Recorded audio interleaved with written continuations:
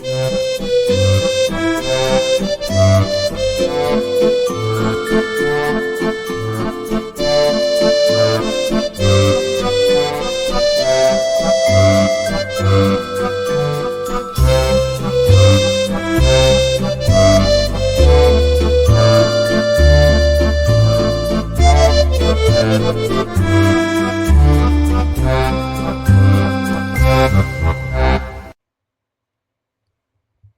of Manchester United's most iconic players, Denis Law, has died at the age of 84. Named European Footballer of the Year in 1964, Law was a member of United's European Cup-winning team 4 years later and also won 2 league titles with United. In 11 years at Old Trafford, he scored 237 goals, leaving him third on United's all-time list. Law also played for Huddersfield Town, Manchester City and Italian side Torino and won 55 caps for Scotland. No todas las semanas nos deja un Balón de Oro, ni un jugador que tiene una estatua delante de uno de los estadios más famosos del mundo, que a su vez es un teatro de sueños, ni un mito de un club que con la camiseta del archirrival lo acaba descendiendo a segunda división con un gol de tacón. El 17 de enero nos dejó un futbolista que aglutina todo lo que acabamos de relatar y mucho más. El escocés Denis Law.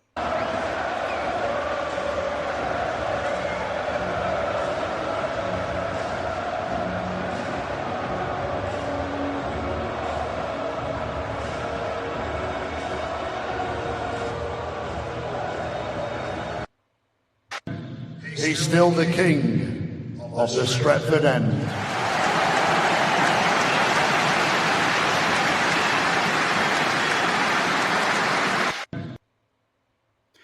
Bienvenidos, amigos y amigas del fútbol retro, del fútbol vintage, del fútbol nostálgico, en definitiva, del fútbol de ayer que tanto nos gusta recordar hoy.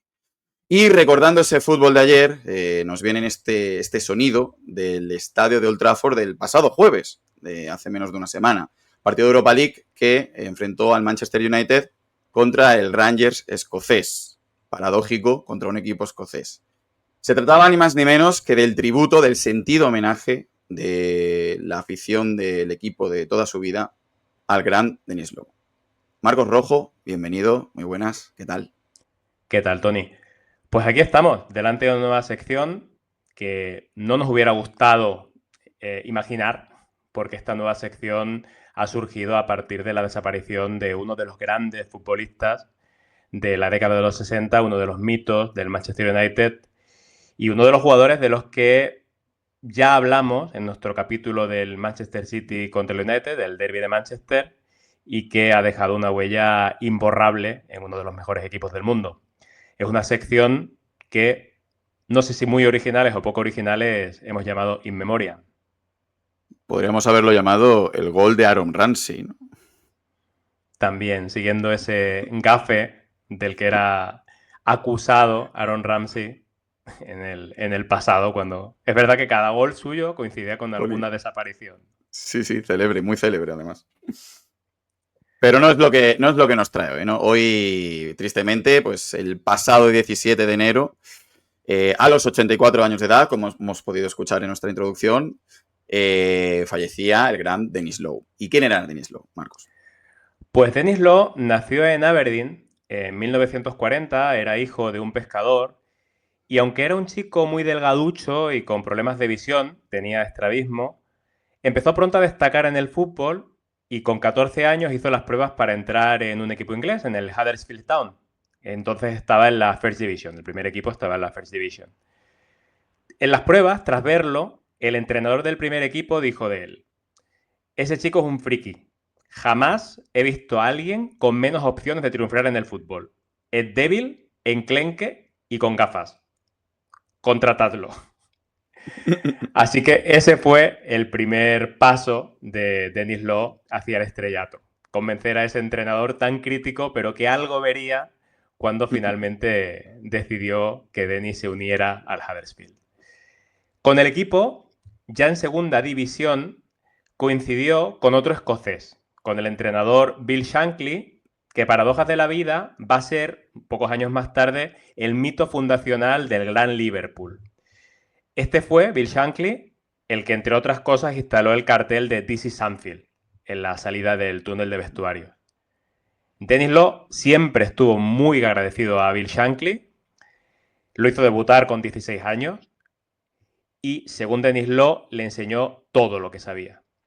Y es que Shankly confiaba muchísimo en Denis, tanto que ante los deseos de la directiva de vender a la que era ya la joven estrella del equipo, Shankly decidió discutir con el presidente y al ver que no podía convencerlo para quedarse con el jugador, pues finalmente decidió él mismo dimitir. Law siempre echó muchas flores a Shankly, pero también Shankly a Law, del cual dijo que podía bailar, expresión inglesa supongo, encima de cáscaras de huevo, haciendo alusión a la livianidad que tenía en sus movimientos y a la habilidad que tenía también el delgado jugador escocés. Pretendido por el Manchester United y con apenas 20 años, fue finalmente vendido al otro equipo de Manchester, al Manchester City, en un traspaso récord para el fútbol inglés de ese momento, cifrado en aproximadamente 55.000 libras. En la Premier hizo una gran temporada de debut, marcó 21 goles en 44 partidos y lo tenía todo con esa juventud y con ese rendimiento para convertirse en la bandera de los Citizens, pero duró muy poco en el equipo. Y es que acabó desencantado y pidiendo el traspaso porque vio que ese City, un equipo que estaba a punto de descender, no era un sitio en el que se pudieran ganar títulos. Y este hombre, Denis Law, a pesar de esa apariencia frágil, era muy, muy competitivo, como podremos ver a lo largo de la narración de su biografía. Así que, tras solo una temporada en la Premier, se marchó al Torino, en una época en la que, con la llegada de la Copa Europa, el fútbol se globalizaba y algunos jugadores británicos se mostraban más abiertos a moverse a otras ligas, y especialmente a la liga italiana. ¿Y por qué la liga italiana? Porque había algún representante ya por la época avispado, un Jorge Méndez de la época, que se encargó de mover a varias de las estrellas del fútbol inglés al fútbol italiano. Lo del Torino, Tony, era un poco extraño porque no era el mejor equipo de Italia precisamente, pero sí que era un equipo empeñado en recuperar las mieles del triunfo que se había dejado en la Basílica de Superga en el accidente que tuvieron en el año 1949, donde el equipo entero, el mejor equipo de Italia, pereció. Y se fijaron en la estrella emergente, en la estrella joven de la Premier League, entonces First Division, estoy diciendo Premier League, pero evidentemente todavía no existe la Premier, para conseguirlo. Denis Law, por su parte, se sintió atraído por Italia, por la cultura, por la comida, por el vino, incluso hasta por el clima, porque Turín está al norte de Italia, pero para un chico criado en Aberdeen, claro, podemos imaginar que tiene que ser algo así como el Caribe, vivir en Turín. Por lo que sea, no solo por lo que sea, algo mejora, ¿no? Lo que él conocía. Algo así. Imagínate esos inviernos de Aberdeen, esos otoños. Y ese verano. Y ese verano. El representante que lo movió era el mismo representante que había movido varios años antes a John Charles. ¿Y quién era esto John Charles? Pues John Charles es el que formó un trío magnífico con la Juve de John Charles, Omar Sibori y Boniperti, Giampiero Boniperti. Y siempre fue el ejemplo que se utilizó como, oye, no todos los ingleses fracasan en el fútbol europeo. Hay alguno, como John Charles, que triunfa. Pues este John Charles tenía a un representante que fue el encargado de mover los jugadores ingleses, como hemos dicho. ¿Cuánto pagó el Torino? Pues una gran suma, exactamente el doble de lo que había costado al City su traspaso la temporada anterior, unos 110.000 libras. Así que el City perdía a una de sus estrellas emergentes, pero desde luego fue como inversión, una inversión inmejorable. Y Denis Law llegó con polémica al Torino. Y llegó con polémica porque el Inter decía que tenía un precontrato con él y reclamaba el fichaje. Es decir, se llegó a ver que había firmado 2 contratos, 2 precontratos diferentes con 2 equipos diferentes. Los Seguro dos que de no la era Liga Jorge, Italiana. seguro que no era Jorge Méndez el representante. O el abuelo. Puede ser el el germen de Jorge Méndez. Y esto, Tony, a ver si recuerdas a quién le sucedió también a principios principios mediados de los 90. Hombre, a mí, líos de contratos, representante o gente juguetón alrededor, se me viene el caso Figo, sobre todo cuando su cambio Barça-Madrid. Pero creo que también tuvo algún jaleo antes, ¿no? Lo que pasa no lo recuerdo ese también. Sí, el jaleo que tuvo fue Figo, evidentemente, ha acertado el protagonista, pero no el traspaso y no los equipos. Figo, antes de llegar al Barcelona, fichó a la vez por Parma y por Juventus. Finalmente, la FIFA dio por inválidos ambos contratos y fue ahí cuando del Sporting de Lisboa o del Sporting de Portugal, para que no se enfaden los posibles oyentes de Lisboa, pues fue ahí cuando el Barcelona pudo ficharlo al quedar libre.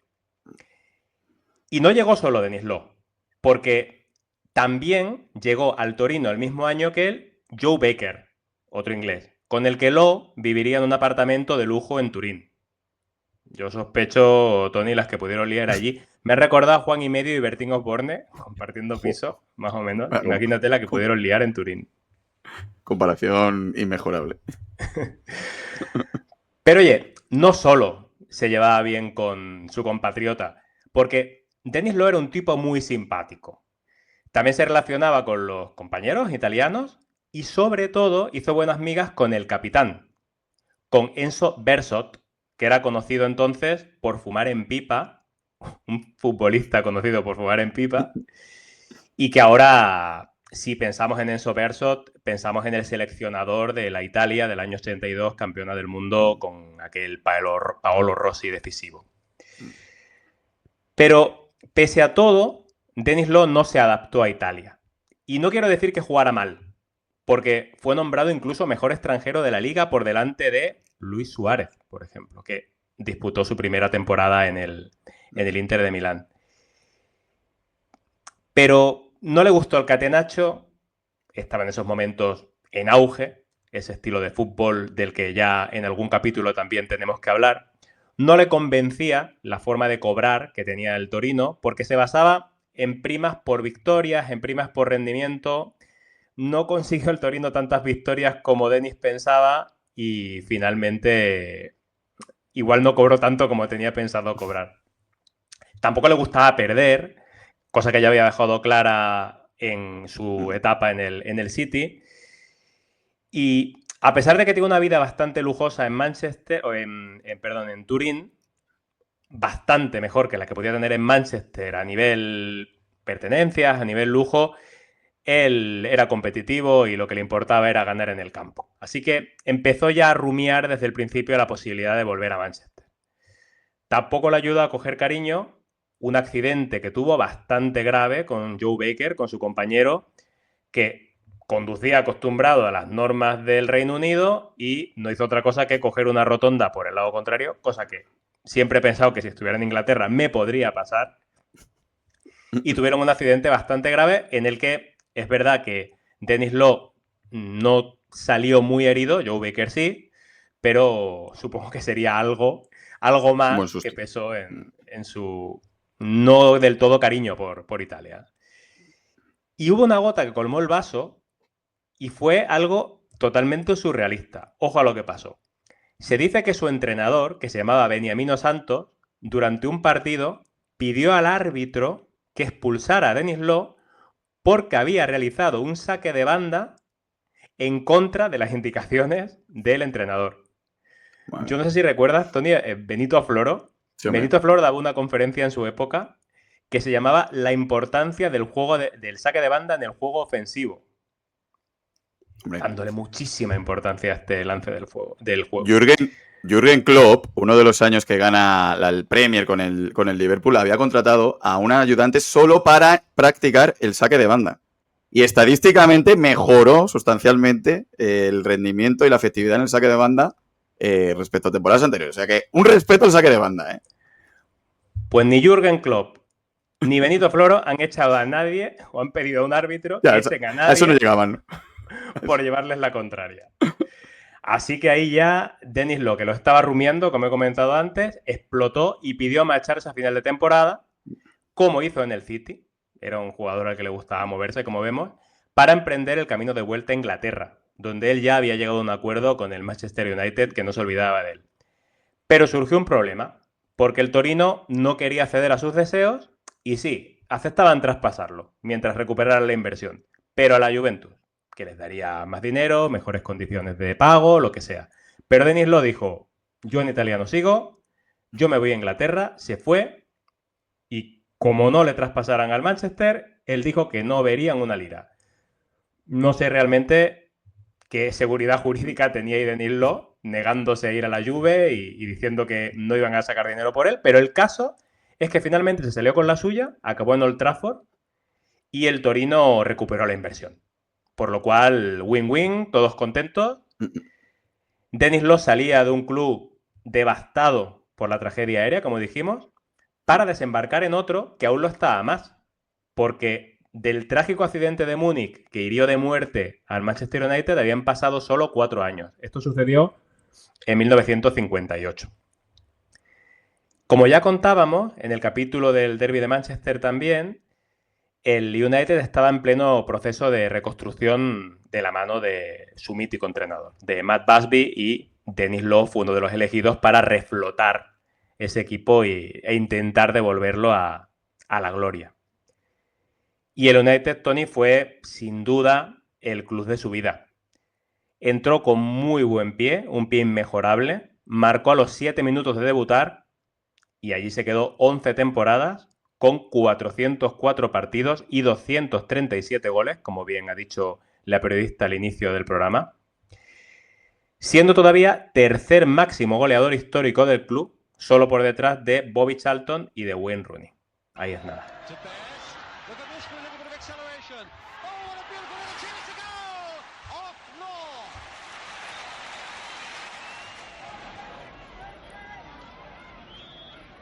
And United seem to have recovered so well from that flurry after Leach had scored for Rangers. Here's Perrin to Law, and it's there! Number 3 by Law. Tambling, and Hogan up on slip, and Law now for Gowling. Still Gowling, Law, and a goal! 2-1, Dennis Law. Estos son solo algunos de los goles, obviamente no vamos a ponerlos todos porque aquí se nos iría bastante largo el programa, pero al igual que comentábamos hace menos de una semana de, por ejemplo, un gran genio como Zinedine Zidane, Denis Law era más, ¿no? Y su carácter iba más allá de lo meramente deportivo, ¿no? Sí, Denis Law era todo un carácter y tuvo una relación siempre complicada, especialmente con los árbitros de la First Division. Tenía discusiones con ellos, ya de su etapa anterior, ya en Italia incluso, pero aquí en el Manchester United esas desavenencias con los árbitros se andaron. Y se dice que todo fue porque al llegar tuvo un incidente con uno de esos árbitros que, según lo increpó en el campo diciéndole, oye, tú te crees muy listo, pero lo que eres es muy malo. Los enfadó, se lo contó a Matt Busby, a su entrenador, y juntos fueron a denunciar a la FIA, a la Federación Inglesa, a ese árbitro. Le pusieron a ese árbitro, no sé basado en qué pruebas, igual si era solo la palabra de Denis Law me parece demasiado poco, la palabra de uno contra la del otro, pero la Federación Inglesa le puso una grave sanción a ese árbitro y decidió retirarse. Y Denis Law siempre defendió que el resto de los árbitros se vengaron de él durante toda su carrera deportiva y por eso tuvo tantos problemas con ellos. Podemos creerlo o no. Es verdad que era muy protestón y que, en cierto modo, los árbitros, pues, si además tenían esa afrenta a un compañero, pues, probablemente no sería visto con muy buenos ojos en el estamento arbitral. La mejor temporada de Denis Law fue la 63-64, poco después de llegar, con 46 goles entre todas las competiciones, que es una marca que todavía se mantiene en el United como el mayor número de goles marcados en una temporada por un jugador suyo.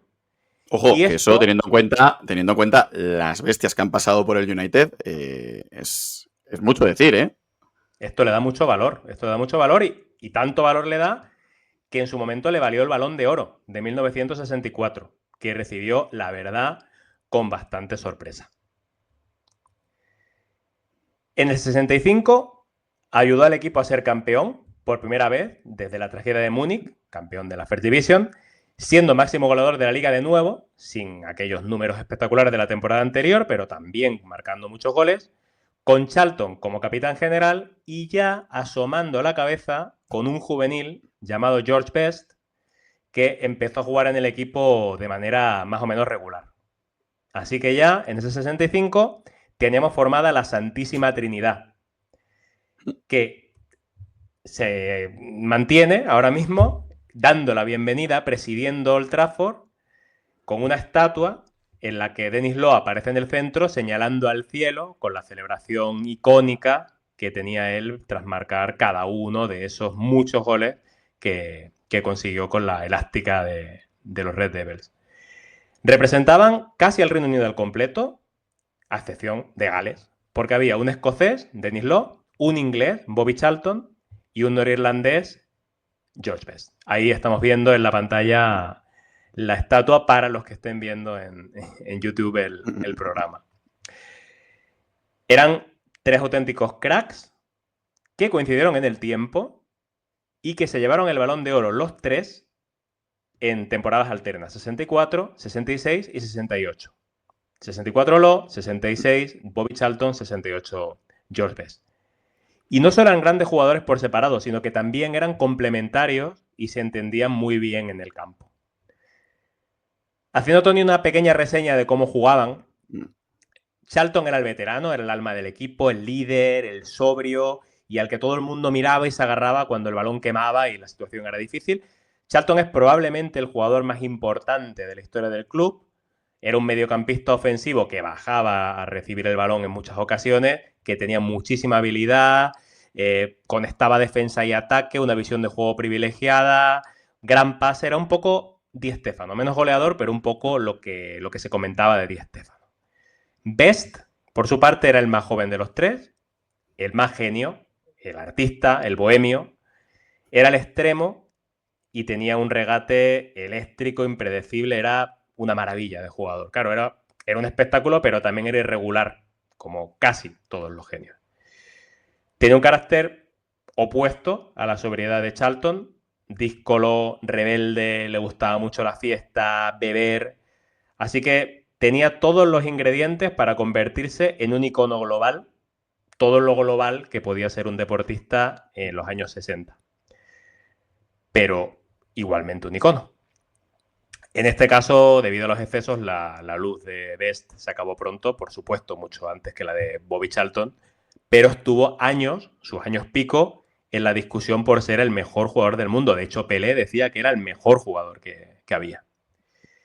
Y luego estaba Denis Law, que era el goleador, que probablemente sea el de menos fama de los tres, que sin duda fue el que trascendió menos a su época. Ahora estamos hablando de él y probablemente haya gente que no lo conozca, pero como hemos visto en las grabaciones del principio, la grada lo adoraba y lo llamaban The King. No se llama The King en Old Trafford a cualquiera. Han pasado muchos jugadores y The King era él. El 65 fue el pico de Denis Law como futbolista. Ya a partir de la siguiente temporada, por diferentes circunstancias, no volvió a alcanzar este rendimiento de manera regular. Es verdad que mostró un nivel igualmente alto, todavía durante algunos años, pero no llegó a este pico. ¿Y por qué pasó esto? Pues como pasaba muchas veces en aquella época. Tenías una lesión grave, no había los medios médicos que puede haber ahora, las recuperaciones que ahora vemos de ligamentos cruzados, cartílagos, tendones rotulianos. Antes era casi una lotería. Perfectamente te podía pasar que después de una lesión como esta o te tuvieras que retirar del fútbol o no volvieras a ser el mismo. Denis Law llegó a rendir luego a gran nivel, pero sí que tuvo molestias en la rodilla y no volvió a ser el jugador espectacular que hemos visto antes, ¿no? Y la lesión, como pasa ahora, fue por el virus FIFA. Porque le sucedió jugando con la selección escocesa, un partido contra Polonia en 1965. Y además era una rodilla en la que ya había tenido problemas con el Huddersfield, siendo muy jovencito todavía, y ya no llegó a recuperarse del todo. Y era Tony un jugador bastante poco estable. En el año 66 llevaba ya 4 años en un equipo, no había pedido nunca el traspaso, ya demasiada estabilidad para Denis Law. Él necesitaba un poco de caña. Así que llegó, se presentó en ese año en el despacho de Matt Busby, de entrenador, manager general. Entonces los entrenadores, sobre todo del nivel de Busby, eran todo. Y le pidió un aumento de sueldo. ¿Y qué hizo Busby, Tony? ¿Tú crees que se lo subió? Obviamente, ni de broma. Pues ni de broma. Le dijo, no te voy a subir el sueldo, además te voy a colocar el cartel de transferible y no te lo voy a quitar hasta que firmes una carta que te acabo de escribir pidiendo disculpas públicamente, y solo en ese momento te dejaré volver al equipo con normalidad. Y mira que Denis Law tenía carácter, pero Matt Busby tenía más. Y entonces los managers mandaban mucho, no como ahora. Ahora no me imagino... Bueno, me imagino a pocos entrenadores haciéndoles un pulso a jugadores. Igual el Cholo. Mourinho, ¿no? Tíos de carácter, ¿no? Así... En su momento. Pero desde luego no tanto. Pero entonces Matt Busby te miraba y tenías que decirle que sí. Así que finalmente se quedó. Llegó el 68... Ganan la Copa de Europa, histórico, primera Copa de Europa de la historia del club, 10 años después de la tragedia de Múnich. ¿Y qué pasó? Pues que Denis Law se perdió la final por lesión. Y esta es probablemente también una de las razones por las cuales, cuando hablamos de la Santísima Trinidad, siempre recordamos mucho más a los otros dos componentes, a Bobby Charlton y a George Best, que además, en esa noche de 1968 contra el Benfica, fueron las dos estrellas del equipo, especialmente Best, que marcó un golazo. Denis Law se fue diluyendo entre lesiones, se fue convirtiendo en un jugador cada vez más secundario y en el año 70 ya lo pusieron en la lista de transferibles, no por indisciplina, sino por rendimiento. Tenía solo 30 años y quien pusiera encima de la mesa 60.000 libras se lo llevaba. No parecía tanto dinero, era un balón de oro, pero nadie los puso, así que lo siguió en el equipo y se quedó allí hasta 1973. Y en ese año acabó contrato y salió libre. Y curiosamente, en el año 73 también se fue Bobby Charlton, en ese caso con 37 años ya había dado todo lo que tenía que dar como futbolista. Y muy pocos meses más tarde, ya en el 74, pero en enero, se marchó George Best, que hemos dicho que era el jugador más joven de ese trío mágico del Manchester. Y se marchó porque ya los excesos lo arrasaron físicamente, estaba en un bajón deportivo muy, muy evidente, lo pusieron en la lista de transferibles, no lo pudo aguantar, su orgullo no pudo con ello y dijo que se retiraba. 27 años, uno de los mejores jugadores que los aficionados de esa época habían visto, y dijo que se retiraba. Luego volvió, no volvió al United, volvió, pero ya volvió casi siendo un exjugador. Por lo cual, cuando valoramos la trayectoria de un George Best, siempre tenemos que tener en cuenta que duró muy, muy poco. Denis Law fue algo más duradero y evidentemente Bobby Charlton estuvo muchísimos años en la élite. Y ya cuando salió libre tenía que buscarse un sitio. ¿Y quién lo acogió? Pues lo acogió el rival del Manchester United, no tenía que cambiarse de casa, no tenía que cambiarse de ciudad y se enroló de nuevo, como en el principio de su carrera, en las filas del City. Podía haber sido un último año en un equipo de no mucho nivel, dentro de la First Division, pero ahí volvió a escribir una página, en este caso cruel, de la historia de su antiguo equipo. Morgan.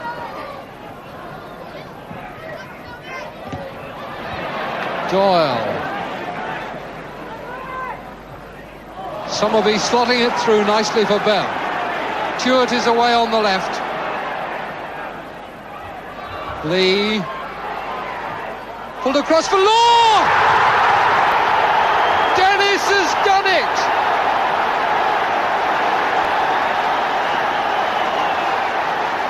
And no elation there at all from Dennis. Esto ni Hugo Sánchez se lo hizo al Atleti, ¿eh? Tremendo, ¿eh? Porque Dennis Has Done It dice, es que mete un gol que en ese momento los bajaba a segunda división. O sea, uno de tus mayores mitos Y no un gol, te un mete golazo. un gol. Un gol de Un tacón, golazo. además, que parece que no quiere marcar, que le da como... Sí. Bueno, está de espaldas, la golpea por golpear, el balón entra, no lo celebra. Y fíjate que en esa época no se llevaba esto de no celebrar un gol contra el equipo en el que habías estado anteriormente por respeto, pedir perdón. Ahora es un poco más peliculero y tribunero todo, pero entonces pues no se hacía eso. Y sin embargo a él se le ve cariacontecido y hundido por haber metido ese gol que él sabía que no le ponía nada fácil en las cosas al United. Que es verdad que luego, con el resto de los resultados de la jornada, hubieran bajado igual. Pero a Denis Law el disgusto de estar sintiendo que encima en Old Trafford metía el gol que dejaba a su equipo, al equipo de sus amores, en segunda, lo hundió bastante. De hecho, siempre dijo que había estado 19 años jugando al fútbol y que tenía que despedirse con el gol que no quiso nunca marcar. Y es que después de este gol, este fue el último gol que metió en la First Division, se fue al Mundial de 4, se fue con la selección escocesa, no jugó todo lo que él quería haber jugado, ya estaba en un declive clarísimo, si ya se ha ido del Manchester United con un rendimiento bastante bajo, pues un año después, desde luego a mejor no iba a ir. Y ya cuando volvió al City, le dijeron que iba a estar en el equipo de los suplentes y ahí dijo, mira, voy a hablar con mi familia, voy a decirles que hasta aquí he llegado y se retiró. Come back from playing in a World Cup to playing in reserve football. That's where you start your life, and I didn't want to end it in the reserve. So I just woke up one morning, didn't tell my wife or family, and just decided to go down to Main Road and say, I'm finished. That's the end of my career. Pues nada. That's the end of my career. Hasta aquí hemos llegado. No dijo la de Exacto. Mamba Out de pero... Kobe, pero bueno. Lao out. Lao out, estilo escocés. Dice, oye, me he visto del equipo de reservas, hasta aquí. Así que ahí dejamos, perdimos a Lao como jugador de élite y bueno, como jugador de fútbol, básicamente. Un mito del United y un mito también de Escocia, Tony, porque con 30 goles en 55 partidos sigue siendo el máximo goleador de la selección. Muy patriota, muy de su selección. Fíjate que cuando estaba en el fútbol italiano quisieron que renunciara porque imagínate los viajes que se tenía que pegar para jugar los partidos internacionales. Querían que se adaptara al equipo, le estaban pagando, bueno, le habían prometido que le iban a pagar mucho por eso y él siempre se negó a renunciar a la selección. No pudo conseguir ningún triunfo, es una selección menor, aunque es verdad que durante alguna época tuvo bastantes buenos jugadores, uno de ellos él, evidentemente. Y podemos decir que su punto culminante fue, como escocés, como integrante de la selección, marcar un gol en Wembley, el gol de la victoria, en el partido de clasificación para el Euro 68 contra Inglaterra, una Inglaterra que venía a ser campeona del mundo solo 2 años antes. Y él siempre dijo que Escocia, representarla, había sido el máximo honor que había tenido como futbolista. Todo un patriota, el amigo Dennis. Y así, Tony, pues creo que le hemos hecho un merecido homenaje a esta figura del fútbol, a esta figura del fútbol inglés, del fútbol británico, y yo creo que, bueno, qué menos, ¿no? Que inaugurar una sección con una figura así. Pues sí, porque además, como bien decías, ¿no, Marcos? Es la figura de este gran trío, ¿no? La menos conocida, porque obviamente George Best va más allá del fútbol, ¿no? Toda la mística que hay en su doble vida. Bobby Charlton, pues, ¿qué vamos a decir de él? Que lo fue todo para el fútbol inglés. Y es verdad que Denis Law sí que queda un poco en la sombra, ¿no? De estos dos, pero por diferentes motivos, no solo por lo futbolístico, ¿no? Y es verdad que es una figura que saltaba su nombre, ¿no? El pasado 17 de enero en todos los medios y sobre todo, obviamente, medios británicos. Aquí en España a lo mejor pasó un poco más de puntillas la noticia y creo que obviamente merecía la ocasión para a nosotros como excusa para crear esta nueva sección que esperemos, obviamente, poder hacer muy de vez en cuando y que cuando haya que hacerla sea por cosas ya naturales de la edad, que no tenga que ser nada prematuro, tipo trasladándonos a NBA Kobe Bryant, por favor. Y bueno, y recordarlo siempre con este cariño, este mismo, con el que lo has hecho, Marcos. Muchísimas gracias una vez más por este trabajazo, tío. Gracias a ti, Tony. Y decir que cuando estuvimos planeando la sección, ¿no? Se planteaba también oye, pero entonces podemos hacer muchos in memoriam, porque casi todo lo que hablamos aquí, o muchas de las cosas de las que hablamos, podrían ser un in memoriam. Pero no. Oye, un in memoriam tiene que ser algo que acabe de suceder. No vale un in memoriam de alguien que desapareció hace años, ¿no? O sea, no os preocupéis que no vamos a rescatar desapariciones o muertes de futbolistas de los últimos años para inflar el número de capítulos de In Memoriam. No, solo lo haremos y esperemos no hacerlo mucho, como comentabas, cuando alguien muy, muy relevante desaparezca. Exacto. Esperemos tardar mucho por la salud de todos nuestros ídolos futbolísticos y bueno, de todos en general. Y que lo dicho, ¿no? Que cuando volvamos sea algo muy natural, no algo que digamos, mira, ya con 115 años, ¿dónde vas, chaval? Ya merecido homenaje por aquel entonces. Pues hasta aquí hemos llegado. Muchísimas gracias a todos una vez más por acompañarnos en esta dedicatoria, en este sentido homenaje a Denis Law. Muchas gracias por acompañarnos en nuestras redes. Recordad que podéis apoyarnos en el proyecto siguiéndonos en X, @CafeCarloVich. Suscribiros, YouTube, nuestro canal en Café Carlovich. Seguirnos en iVoox si escucháis podcast, Spotify, en Apple Podcast, likes, 5 estrellas, todo el tipo de valoración. Todo es bienvenido. Menos para el Balón de Oro, podéis votarnos para lo que queráis. Y siempre decimos que recordéis que esta noche juega el Trinche, pero recordad que esta noche también juega Denis Law.